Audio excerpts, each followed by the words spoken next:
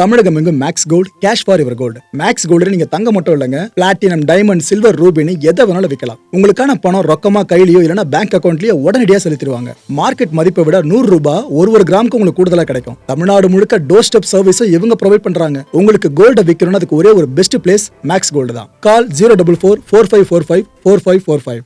வணக்கம். Big topic with Karthik Maikumar. Chennai flood திரும்ப வந்துருமோன்ற பயத்துல எல்லாருமே போற மாதிரி ஆயிடுச்சுல. அந்த வலு விழுந்து டிட்பா காமிச்சுக்கிட்டு இருக்க வேலை சென்னை விட்டு பிரியறதுக்கு மனசு வரல போல இருக்கு. இருந்த இடத்துல இருந்துகிட்டு தலைவலியை கொடுத்துக்கிட்டு இருக்கு. இதை பத்தி தான் முழுக்க பார்க்க போறோம். நிகழ்ச்சியில போலாம்.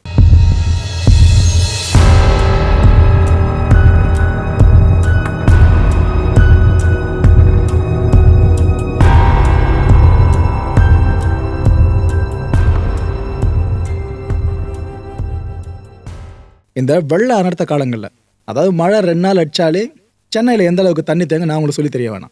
அப்பேற்பட்ட சூழல்களில் இந்த வாகன ஓட்டிகள் இருக்காங்கள, அவங்க சார்ந்து நம்ம நிறைய செய்திகளை பார்ப்போம். இன்னொரு பக்கம் ரயில் போக்குவரத்து பாதிக்கப்பட்டிருக்கிறதும் செய்திகள் பார்ப்போம். மோசமான வெதர்னு சொல்லிட்டு நம்ம ஏர்போர்ட்டில் சரியாக ஃபங்க்ஷன் பண்ண முடியல, அவ்வளோ ஃப்ளட்டு உள்ளே வருது அந்த தண்ணிலாம், இதனால் இந்த விமான போக்குவரத்து இப்போதைக்கு நிறுத்துறோம்ப்பா அப்படின்ற செய்திகளை பார்த்துருப்போம். ஆனால் மெட்ரோ ரயில் சார்ந்த செய்திகளை பார்த்துருப்பீங்களா நெகட்டிவா? இப்போ அந்த செய்தியை கேட்டிருங்க மக்களே. சென்னை சென்ட்ரல் அண்ட் ஹைகோர்ட் இதுக்கு இடைப்பட்ட தூரத்தை கடக்க மெட்ரோ ரயிலை பயன்படுத்தியிருக்காங்க பயணிகள். போயிட்டு இருந்த அந்த ரயில் திடீர்னு நின்றுடுச்சுங்க, பழுதாயிடுச்சு. டெக்னிக்கல் கிளிச்சுன்னு சொல்லிட்டாங்க ஆரம்ப கட்டத்தில். உள்ளே இருந்த பயணிகள் நிலைமை யோசிச்சு பாருங்க. ஆக்சுவலாக அதுவே ஜில்லோன்னு இருக்க ஒரு மாதிரி இருட்டா அந்த இடத்துல போகும்போது ட்ரெயின் நின்றுருக்கு. எந்த அளவுக்கு பேனிக்காக இருப்பாங்க யோசிச்சு பார்க்க முடியுதா? வேற வழி இல்லையே, இறங்கி நடந்து போ, எல்லாம் நடராஜா சர்வீஸ் தான். இந்த நிகழ்வும் நம்ம சென்னையில் நடந்திருக்கு. இப்போ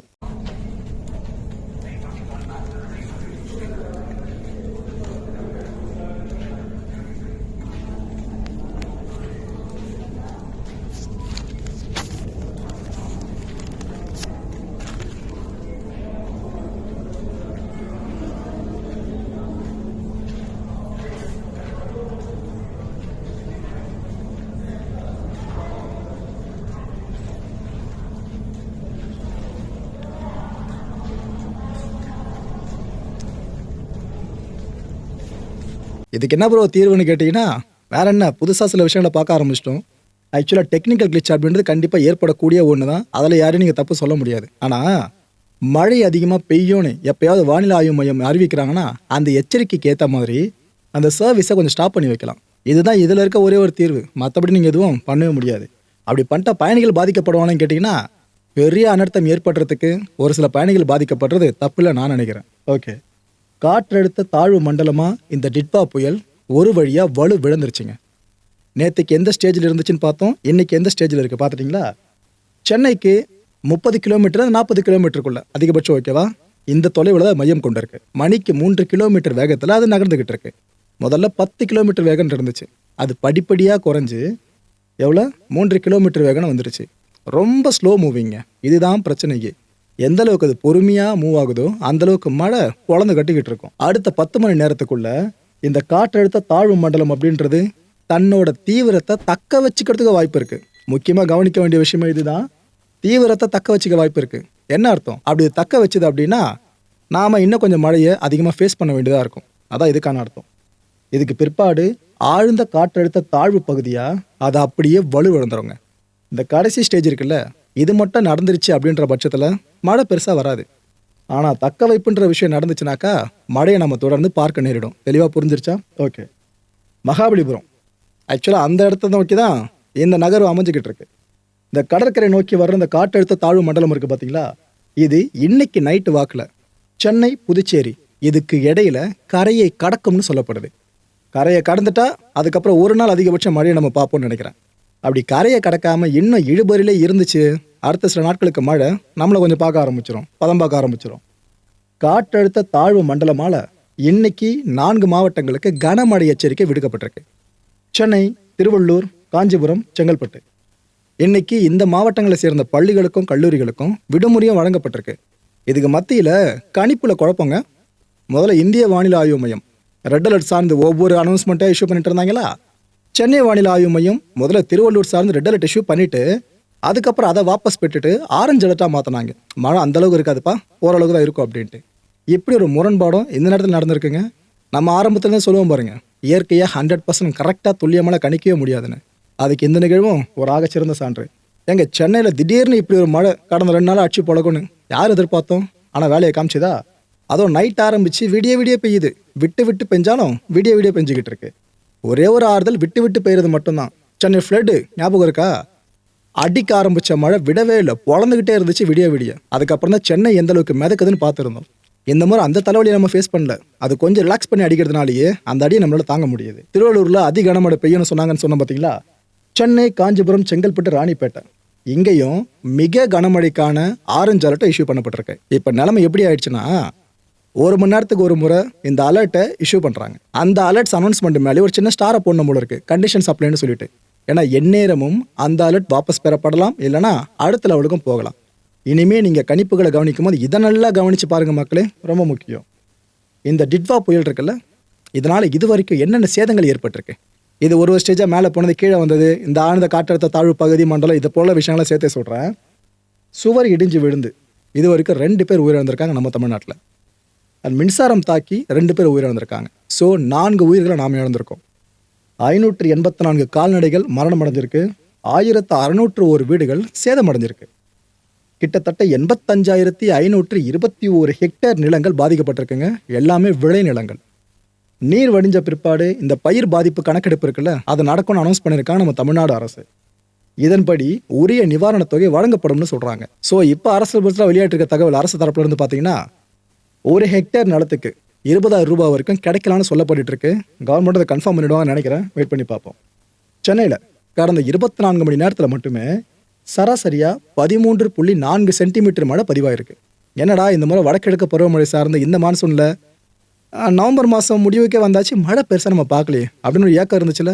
எப்பா மழை போதும் அப்படின்னு இப்போ நம்மளை நடிக்க வைக்கிற மாதிரி தான் ஒரு காட்டு காமிச்சிக்கிட்டு இருக்குங்க. 13.4 சென்டிமீட்டர் மழை சராசரியாக பதிவாகியிருக்கு இப்போ கடந்த 24 மணி நேரத்தில். அதிகபட்சமாக பார்த்தீங்கன்னா நம்ம பாரிஸ் கார்னர் பாரிமுனை 26.5 சென்டிமீட்டர் மழைங்க. அங்கே மட்டும் எண்ணூரில் 26.4 சென்டிமீட்டர் மழை. அண்ட் ஐஸ் ஹவுஸில் 23.1 சென்டிமீட்டர் மழை. அண்ணா நகர் பகுதியெல்லாம் லைட்டாக மழை பெஞ்சாலே எந்த அளவுக்கு தண்ணி தேங்குன்னு எல்லாருக்குமே தெரியும். இப்போ அச்சு பொழந்தது பார்த்தீங்களா? பொழந்த பிற்பாடு அண்ணா நகர் சாலை கதியை நீங்களே பாருங்கள்.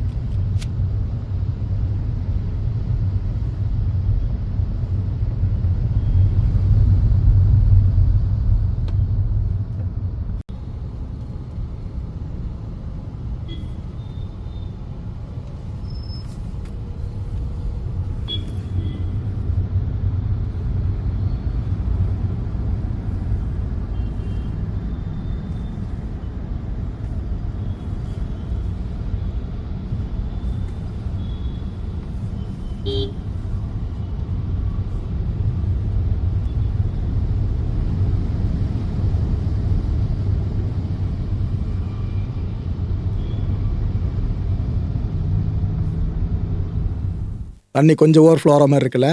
ஆனால் பெரிய வெள்ளப்பெருக்கை நம்ம பார்த்ததுனால என்னவோ இதெல்லாம் பார்க்குறப்ப இதெல்லாம் ஈஸியாக தட்டி விட்டு போயிடலாம்ப்பா அப்படின்னு தான் தோணுது. ஆனால் அது டெவலப் ஆகாமல் இருந்தால் சரி. ஓஎம்ஆர் சாலை, அந்த சாலை பகுதியிலையும் தண்ணி தேங்குற விஷயம் கண்டிப்பாக ஒன்று தெரிஞ்சிருக்கும். இந்த மழை பொழுது அந்த நைட்டு அங்கே தண்ணி எந்த அளவு நின்றுச்சு தெரியுமா? இது கூடவே இன்னொரு விஷயத்தையும் பார்த்துருங்க. ஒட்டுமொத்த சென்னையும் ஏசி போட்டா மாதிரி இருக்குங்க. அந்த அளவுக்கு சில்லுன்னு காற்று.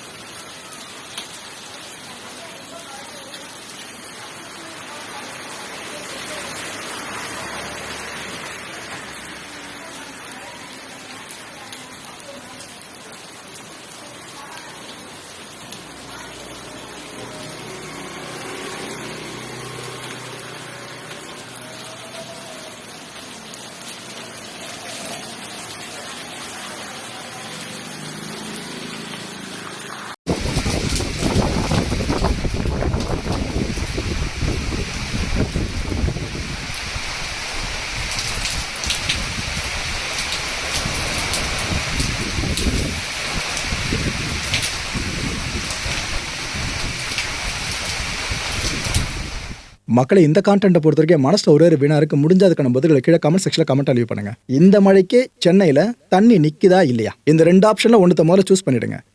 அரசோட முன்னெடுப்புகள் இருக்குல்ல, அது உங்களுக்கு திருப்தியா அதிருப்தியா? இதெல்லாம் சேர்த்து பதிலை கொடுங்க. அடுத்த நிகழ்ச்சி சந்திக்கலாம். நன்றி, வணக்கம். தமிழகம் எங்கும் Max Gold, cash for your gold. Max Gold நீங்க தங்க மட்டும் இல்லைங்க, பிளாட்டினம், டைமண்ட், சில்வர், ரூபினி எதை வேணாலும் விற்கலாம். உங்களுக்கான பணம் ரொக்கமா கையிலயோ இல்லைன்னா பேங்க் அக்கௌண்ட்லயோ உடனடியாக செலுத்திடுவாங்க. மார்க்கெட் மதிப்பை விட 100 ரூபாய் ஒரு கிராமுக்கு உங்களுக்கு கூடுதலா கிடைக்கும். தமிழ்நாடு முழுக்க டோர் ஸ்டெப் சர்வீஸ் இவங்க ப்ரொவைட் பண்றாங்க. உங்களுக்கு கோல்ட விற்கணும்னா அதுக்கு ஒரே ஒரு பெஸ்ட் பிளேஸ் மேக்ஸ் கோல்டு தான். கால் 04445454545. என் நண்பர் மாயம் ஸ்டுடியோஸ் நேயர்களே, மாயம் பக்தின்னு ஆன்மீகத்துக்காக பிரத்யேகமா ஒரு சேனலை கொண்டு வந்திருக்கோம். மறக்காம சப்ஸ்கிரைப் பண்ணி அந்த சேனலுக்கு உங்களோட ஆதரவை மனப்பூர்வமா தெரிவிங்க. வணக்கம் மாயம் ஸ்டுடியோஸ் நண்பர்களே. மாயம் ட்ரெண்ட்ஸ் அப்படின்ற ஒரு புதிய ஃபேஸ்புக் பேஜை ஓப்பன் பண்ணியிருக்கோம். நீங்கள் யூடியூப்ல பார்த்துட்டு இருக்கீங்களா நம்மளோட கான்டென்ட்ஸ்லாம், இதெல்லாம் விட ஒரு படி மேலே ரொம்ப கிறிஸ்பாகவும் ரொம்ப சூப்பராகவும் நிறைய கான்டென்ட்ஸ் உங்களுக்கு இந்த பேஜில் காத்துட்டு இருக்குங்க. ஸோ உடனடியாக ஃபேஸ்புக் பிளாட்ஃபார்ம் போங்க, மாயம் ட்ரெண்ட்ஸ்னு டைப் பண்ணி சர்ச் பண்ணி நம்ம பேஜை ஃபாலோ பண்ணுங்க. அப்படியே நம்ம சேனலையும் நீங்கள் சப்ஸ்கிரைப் பண்ணிட்டீங்க அப்படின்னா இன்னும் நிறைய புது புது கான்டென்ட்ஸை உங்களுக்காக ப்ரொடியூஸ் பண்ணி கொடுத்துக்கிட்டே இருப்பாங்க. நீங்கள் பண்ணுற ஒவ்வொரு சப்ஸ்கிரிப்ஷனும் எங்களுக்கு பெரிய மோட்டிவேஷனாக அமையும்.